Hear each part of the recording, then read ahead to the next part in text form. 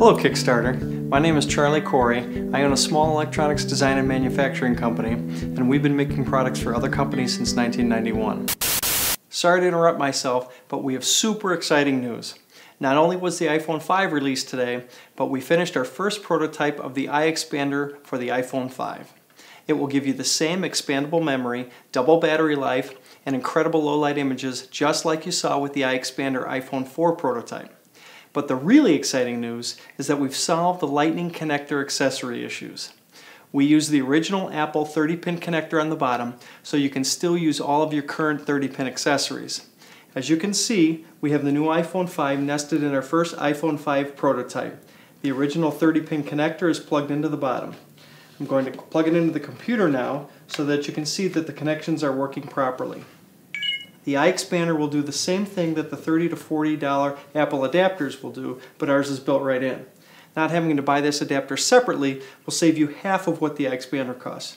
Lastly, we also added a Lightning port to the side if that's what you prefer to use. Thanks for watching this update. Now back to the main video. This idea started when my colleagues and I were discussing features we thought the iPhone was lacking. We wanted better low-light images, expandable memory, and more battery power. Since we couldn't physically change the iPhone, we made what's essentially a multi-function iPhone expansion device that we incorporated into a protective case. I'm extremely excited to tell you about the iExpander. First, the flash. We knew the iPhone took poor low-light images, but we had to figure out why and how to fix it. Figuring out why was easy. The iPhone's lens and light sensor are very small, and they just don't perform well in low light. The hard part was fixing it without being able to change the lens or the light sensor. First, we tried brightening the flash with the xenon bulb. It helped a little bit, but it didn't solve the problem. After lots of research and testing, we learned that in order to get our desired images, we needed to change the light energy. Light energy is a measurement of light power over time.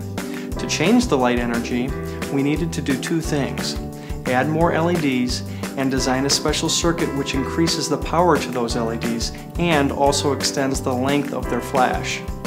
The end result was unbelievable. Look at these pictures from the iExtender flash compared to the same pictures and the same light taken with the iPhone flash alone. iPhone flash, iExpander flash. iPhone flash, iExpander flash. iPhone flash, iExpander flash. The same holds true for the video. Here's a video solely using the iPhone LEDs. Video, bad video, bad video, bad video, bad video, bad video. And here's the same video using the iExpander LEDs. Good video, good video, good video, good video, good video, good video, good video. The best part is that you don't need an app. You can take pictures and videos just like you normally do. We use a microprocessor to control a high-speed photodiode, which automatically fires the iExpander flash or video LEDs as soon as you take a picture or video.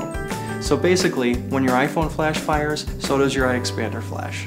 Next came the memory. Why doesn't the iPhone have expandable memory?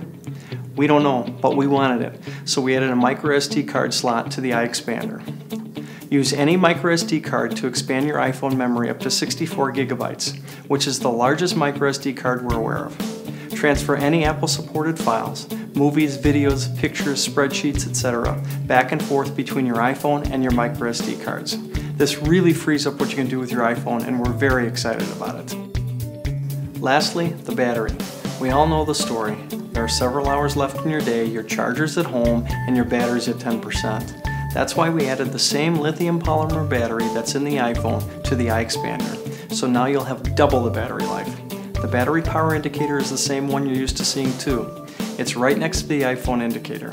One for the iPhone, one for the iExpander. Here's our first functional prototype. The case was made from a stereolithography process, so it's kind of translucent and not very strong. We want to make sure that the iExpander won't break after a few drops, so the production units will be molded from a graphite reinforced nylon that's very strong and flexible. As you can see, we packed a lot in here. But even with the flash, microSD memory, and battery, the iExpander only measures 6.3 millimeters, which is even thinner than any battery case we know of.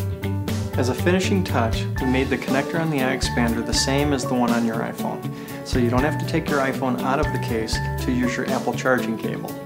We also offset the connector towards the back, so it lines up perfectly with your docking stations, so you won't have to take your iPhone out of the case to dock.